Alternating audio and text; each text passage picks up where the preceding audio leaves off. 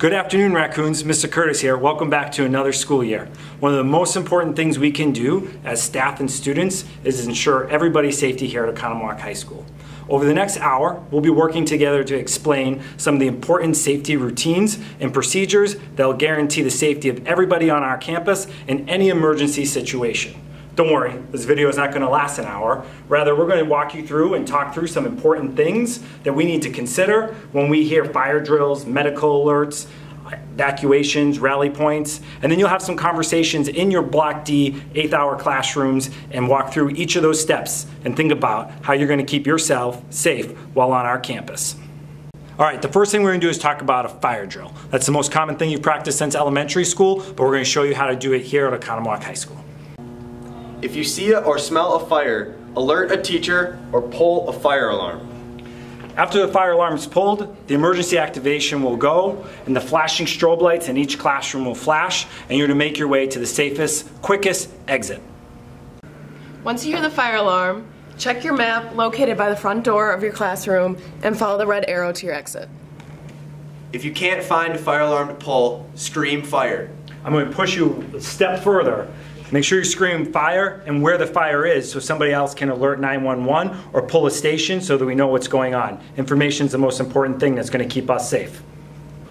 Whenever you need to leave the classroom for any evacuation, fire drill, air quality, whatever it might be, always grab the red bag. Your teacher will do that, but let's face it, from time to time we have substitute teachers and they need our support to make sure that we all stay safe. So when your teacher grabs the red bag, they'll make sure everybody leaves out the evacuation route. And in this red bag's a lot of important stuff to make sure we stay safe. So for example, your teacher will have this holding where you guys need to meet up. They'll take attendance, they have class rosters. This is kind of our lifeline to ensure everybody is accounted for in a mass evacuation of over 2,000 people. Right now, we're going to demonstrate how to properly evacuate during a fire drill, even if it interrupts Mr. Curtis's awesome lesson. Remember, we just go right out around the corner. Sam, lead the way to the fence. Thank you. Grabbing the evacuation bag. Lights out. Door shut.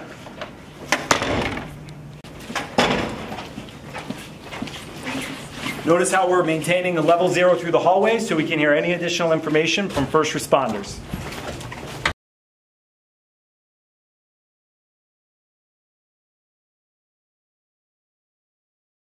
We really need you to push all the way to the fence because this is the way the fire trucks and ambulances come in case of a real emergency. But my shoes! I know. They're not that nice anyways.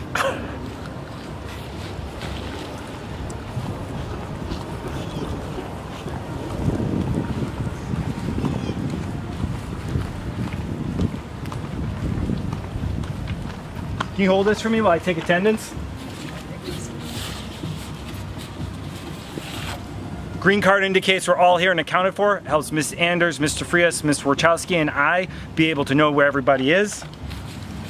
The red card indicates someone's not with their class. Doesn't mean they're missing. They might have just been in the health room. If you're in one of those situations, just listen for instructions.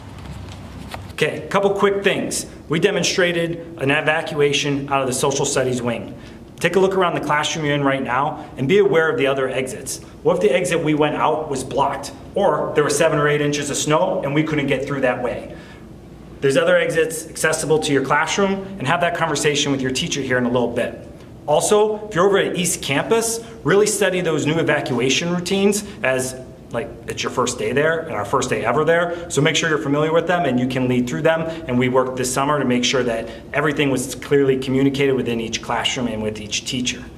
Last thing is, maybe you're in the back hallway by some of our awesome new tech ed places. Remember, you go all the way back to that new fence that divides us with Oconomowoc Memorial Hospital.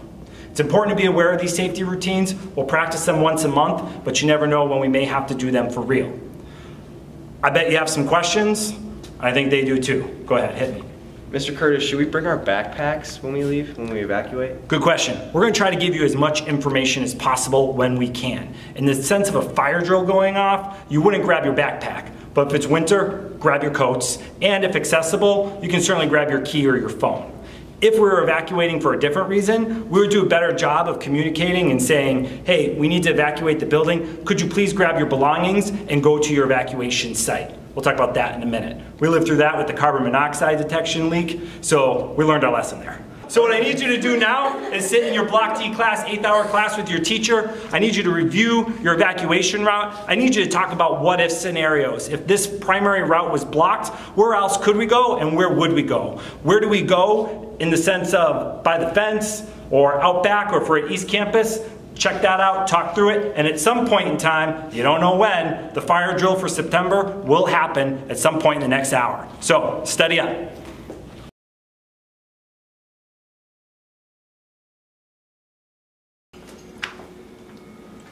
All right, one of the most important things to ensure our safety and ensure that we're united as a community is making sure everybody has the proper information. This is kind of the hubbub of the whole school, and this is where we make important announcements to everybody across all campuses outside, so everybody kind of hears it. You'll hear events that are coming up, we'll announce court through this, we'll do all types of things, and I'll often get on there and just share a tidbit or two. Good morning, raccoons. Mr. Curtis here, if I could have your attention for just a second. Excellent. All right, important question. Ashley L. from Toledo, Ohio. How do you keep a lion from charging? Have the best day of your life, raccoons. Awesome. But at a more important end, this is where we communicate a lot of information if there were an emergency other than a fire drill. So if for whatever reason we would have to evacuate our building, we would communicate through here the evacuation, the reason for the evacuation, and where to go. We would tell you to go to one of two places. We would either tell you to go first to your fire drill evacuation site back up against the fence that you just practiced or you just talked about, or we'd ask you to go to one of two of our rally points. Our two rally points on campus are pretty straightforward. It's Ruck Stadium or Westfields over by the softball diamond. If we tell you to evacuate, we'll tell you where to go. At this time, I'd like you to just be familiar with those two locations on our campus. Even if you're over at East Campus, we'd probably have you come back, walk the path, and head to Ruck Stadium. We don't know the situation, so we'll communicate it to you as clearly and as quickly as possible. It's possible we may ask you to go to your fire drill evacuation spot and then continue on and evacuate further to a different location. That's why you got to remain quiet and be always listening for that information. At this time in your classes, could you maybe talk a little bit about where Westfields are in location to where you are and Ruck Stadium and go from there? Amen. Oh, hey MTV, welcome to my crib. There's water, usually there's some fruit for you. Swing by anytime and say hi. We got to talk about a few other things when it comes to evacuations, and we got some folks down here in the office that just seem to have some questions, so go ahead, ask. So what do we do when the dogs are in the building? Don't pet them. When the dogs are in the building, they're here for our safety to make sure that we're a drug-free campus. They're working. Stay in your room. If you're out of your room because you went to the library to print something off, or if you were outside or something, just get back in and into a room, and that teacher will notify the office or your teacher where you're at and that you're safe. These are often for a long period of time, so if you hear the bell ring and it's a normal transition to Block D, stay put. When it's safe to come out and resume our transition back to a normal day, we'll let you know.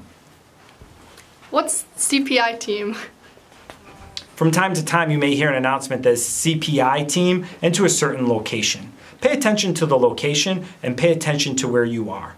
Our Cpi Team is a group of teachers that are trained to respond to crisis events. And this could be anything from helping somebody that needs help, could be anything ranging from a situation we're not sure how to handle, and we just need a team of people to come together and talk through how to best ensure the safety of all the students in the situation.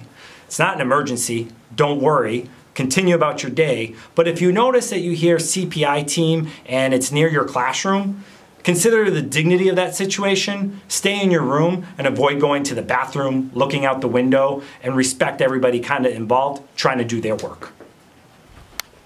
What about a medical alert, Mr. Curtis? Medical alert is one of the scariest things that we can have happen here because we don't necessarily know what's happening and with who.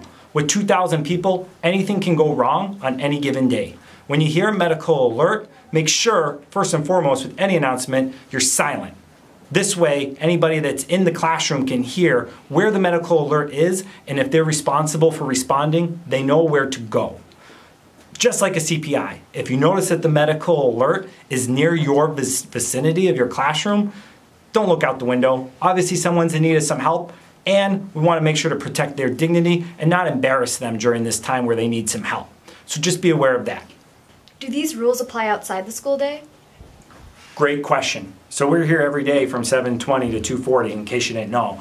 But what you need to know is these emergency responses are part of our whole campus plan and can happen at any time. A fire drill can happen at 2:50. You should still evacuate and utilize all your information that you know in order to make sure you get out safely. Code yellow may happen outside the school day. When you hear that information and you see guests around you, maybe just kind of alert them to what's going on and bring them into a room. It's not likely to happen, but we just can't think of our day as only 7:20 to 2:40. This is a 24-hour operation campus where things are going on all the time. Thanks, Mr. Curtis. What about sporting events and other activities that take place here? Great question. So whether we've got a soccer game, a football game, an event in the OAC, an emergency is possible in any of those situations. The key is, I hope this is what you're taking away from it all, is listen for information. Information will be given out to you telling you what's going on and what you should do next as best as possible. So listen for that information. If there's a severe thunderstorm at a football game, we'll give you information on where to go inside main campus in order to ensure your safety, and then when it's safe to leave again. That's one example. Talk through those scenarios right now with your class, and then if you have any questions, I guess you can email me.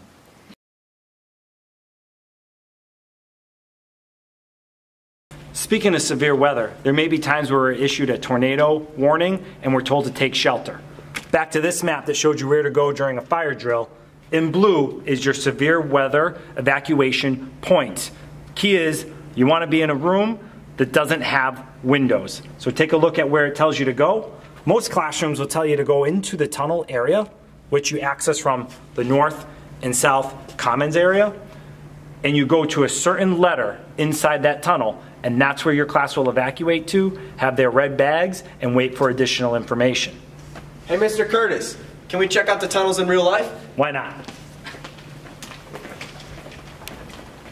Back to that nifty map, it showed you a letter to report to. So shelter A through Q is down this way. You just march your way down the tunnel and you look for your specific part of the alphabet. Okay, the last thing we need to talk about today is our emergency response protocol known as ALICE. ALICE stands for Alert, Lockdown, Inform, Counter, Evacuate.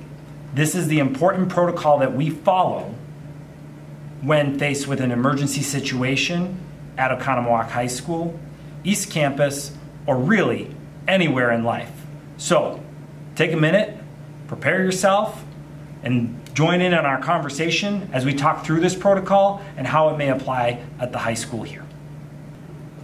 Okay, I'm here today with a group of awesome students that decided to give up a day of their summer to come in here and help me plan for our safety video. We're going to be talking through ALICE right now, just like a casual conversation, and inviting you to listen in. At any time during this presentation, you want to stop the video and have a conversation with your whole class led by your teacher about some of the topics we're reviewing, by all means do so. So for example, when we talk about barricade, I would suggest stopping the video and talking about what you would barricade your classroom with if that was a smart decision for you to do in an emergency situation. Make sense? Okay, good, I think you said that. So the first thing we need to know about ALICE is what it stands for. A is alert, always being alert of our surroundings. Do you guys think of ways we can be alert to what's going on? Maybe like people who walk through, like in and out of the doors of the school. Great. So we want to be alert of who's in our building. If we notice somebody that doesn't look familiar, we want to make sure they have a visitor pass or something that indicates that they're supposed to be here. All staff wear their IDs, right? And that's a good way for you to be alert to who they are, because you don't have to know every single teacher here. It's also a good way to know this person's not wearing anything, and what do you think you should do then? Maybe tell a teacher. Tell a teacher. Just say, hey, I saw somebody in the hallways and they weren't wearing a visitor pass. What else would be important information to have? Just like always pay attention to like the announcements. Always pay attention to the announcements. When you see something that just doesn't look right, or an adult that's not wearing a visitor pass, what should you take note of? Maybe what they're wearing, what they look like. Perfect. What they're wearing, what they look like. So you can go up and you can say, hey, Mr. Curtis, I saw someone in the hallway that didn't have a visitor pass. They were wearing a black shirt with black pants, and they had long blonde hair and a Nike backpack. Interesting outfit choice. But it would be easy for us to remember, and we could look into that a little bit more to see if they're there. In case you didn't know, anybody that walks through the front door of our school has to pass an instant background check, so we know that they're safe to be in here, and it prints them out an ID pass. So anybody with an ID pass has been vetted out to ensure that they're safe to be here at our school. So no worries there. So that's why it's important for you to look for those visitor passes and let someone know if they're not wearing them. Next one is lockdown. Lockdown. When you hear about an emergency situation, intruder in the social studies room, you have to make instant decisions that are going to save your life. That's the point of Alice, right? You can't make a wrong choice. You just need to make a choice that makes sense. If we're in here right now in Mr. Eichsted's room, right? Right. If we were to hear that there was an intruder with a weapon in the social studies wing, would it make sense for us to run out into the hallway and see what's happening? Or would it make sense for us to stay right here and figure out what was to do? Okay? With the information you had, you chose to lock down. Now, one of the things we do here at Oconomowoc High School is we always teach with our doors locked. Go show them the little magnet trick. So, Sam goes to the bathroom. He's got his magnets in the door. Shuts the door. Comes back in. It's locked. Gotta let him in. However, with the magnet,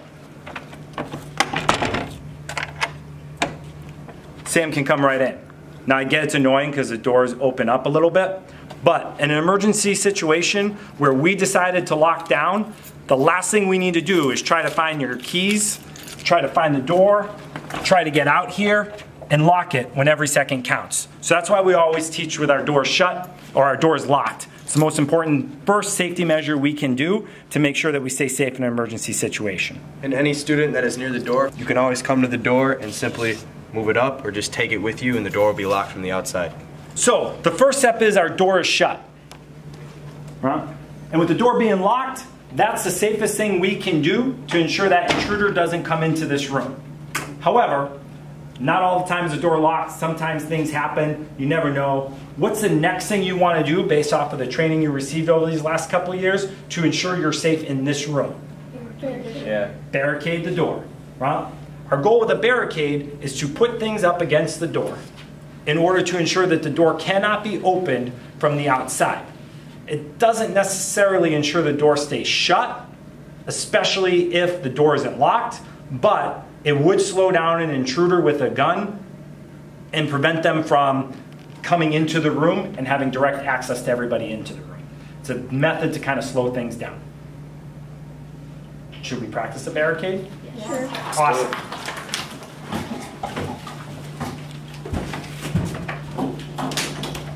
So in this scenario, let's just say that something happened where your teacher stepped out into the hallway to work with a group of students.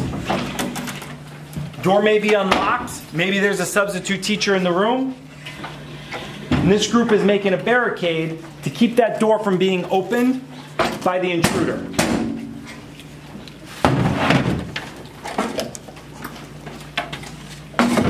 So, those of you that went to Nature Hill and Silver Lake, this is new for you. Your doors all opened up into your classroom and you just put a table and a lot of stuff in front of the door and that was a barricade. Here at the high school, our doors open out into the hallway. It's actually a pretty safe thing. It doesn't matter either way, but you gotta come up with something like this in order to ensure that door stays shut as best as possible. The point of a barricade is to slow down the intruder. Research shows that intruders are looking to harm as many people as possible or target one specific person. By you slowing down the intruder in this situation, this allowed you to save some lives, even if the door wasn't totally secure and for whatever reason it was unlocked. Make sense? Here's what I would recommend right now. In your classroom, stop, consider a barricade scenario. What would you do if you had to barricade your current classroom? What would that look like? Especially if you're over at East Campus and you got those large garage doors connecting your classroom to a hallway. Consider what materials your teacher has in order to maybe make something secure that would slow down the door from opening out into the hallway.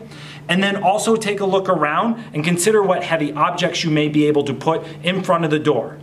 Last trick, we're lucky because this is one room. There are plenty of rooms out there in the school where there are multiple access points. So I'm thinking in particular, like Miss Dorn's room has a back door to an office area. Miss Stegner's room, Miss Brooks' room, all have multiple doors and multiple access points into the classroom. Barricade both, it's important. If you want to practice it and you have the time, go for that now.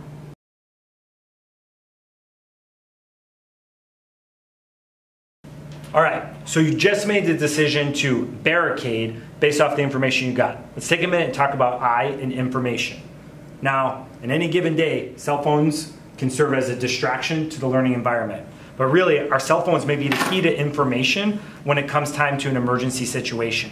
So filming or texting your parents or somebody information about the intruder is an okay thing to do. It's okay to share that they're wearing that black shirt with black pants and they have long blonde hair, right? Everything's kind of time-stamped in your text messages, and with that information, law enforcement might be able to make some decisions on the outside in order to keep us safe. Another thing you should know is every phone in each classroom access to dialing 911. So if everybody's barricading and there's 33 people in your class, we don't need 33 people to set up a barricade. Maybe someone can call 911 and say that you're in room 101 at the high school and the intruder's right outside your room. Every piece of information is going to help the first responders. Does that make sense? Okay. So with that information that you have, you decided to barricade. And now let's talk about the scary situation where either the intruder got through the barricade or you got information about an intruder and you were in the hallway working with friends and you're now face to face with that person. You ready to have that conversation? Yeah. All right. It's really hard to think about what you might do in the moment. But what you need to realize is you need to do something. And your natural body instincts will allow you to figure out what that is. So some of you may have an instinct to fight back. What you should do is try to get other people to swarm that intruder, okay? If you can scare that person, then that person won't have to worry about who they're aiming at or what's going on. What they're doing at that point in time is they're so distracted, they cannot execute whatever they were trying to do. You don't need to be a hero. You just need to do the little things to ensure that you stay safe and might distract the intruder from hurting other people. Okay, so the last thing we're going to talk about is evacuation.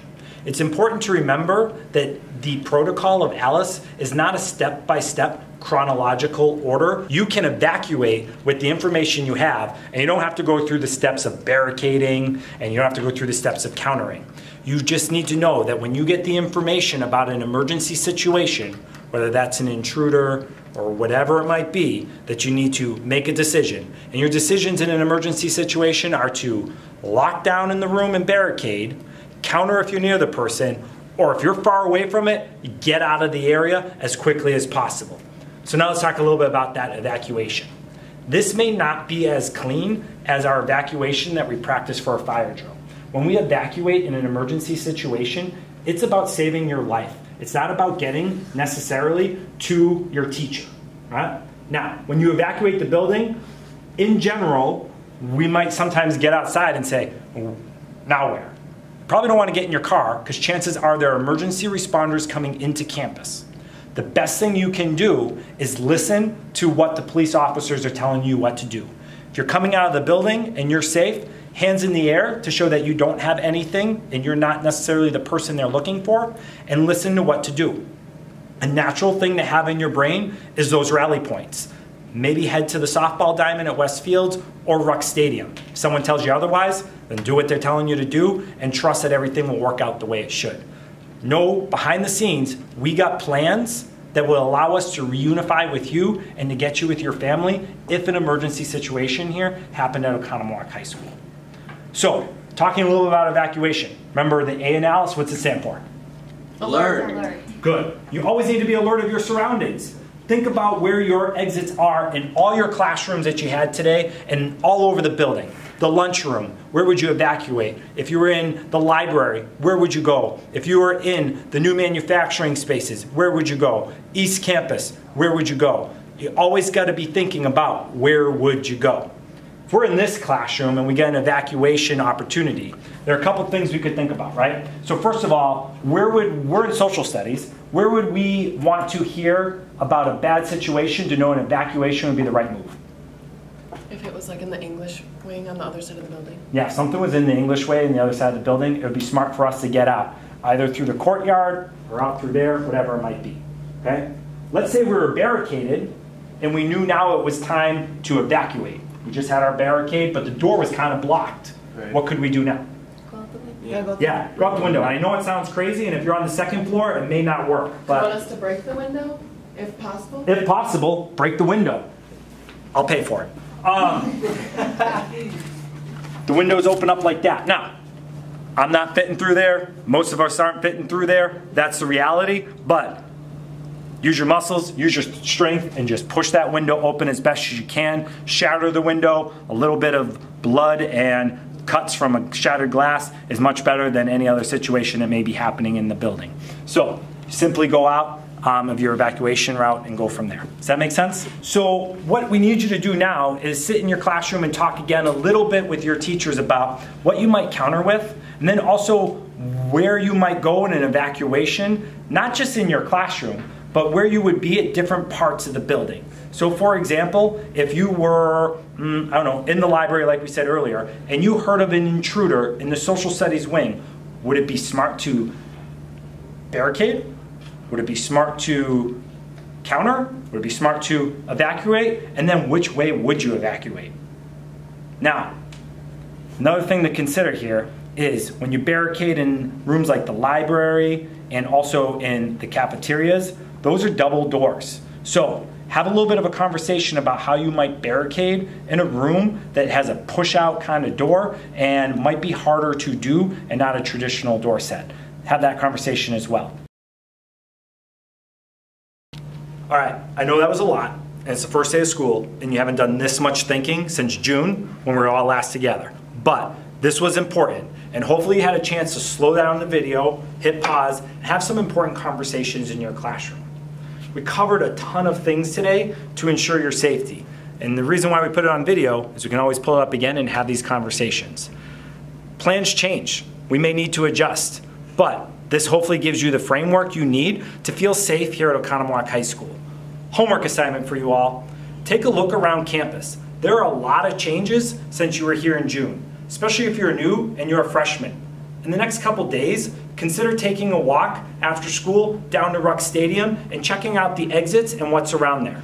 If you've never been over to the softball diamond at Westfields, check it out on your way home and make sure you are familiar with that area.